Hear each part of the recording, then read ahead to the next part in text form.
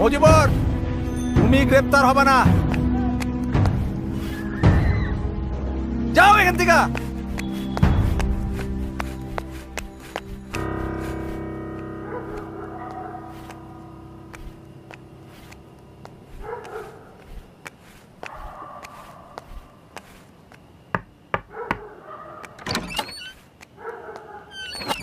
হাত পা ঠিক আছে তো মুজিবর?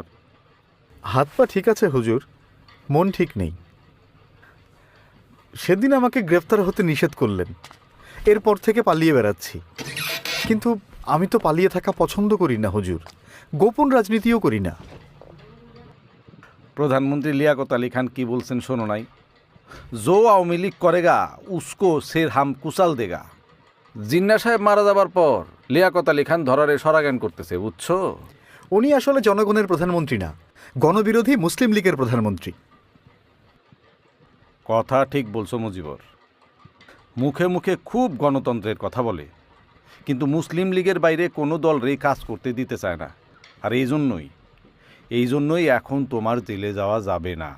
তাহলে কি করব বলেন?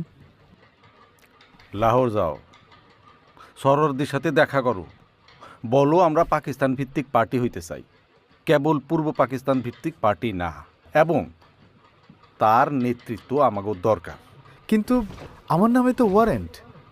তা আমি জানি টানি না, শুধু জানি তোমারে যাইতে হবে, গ্রেপ্তার হওয়া চলবে না। এরপর আমি ভারতের কলকাতা ও পাঞ্জাব হয়ে চলে গেলাম লাহোর।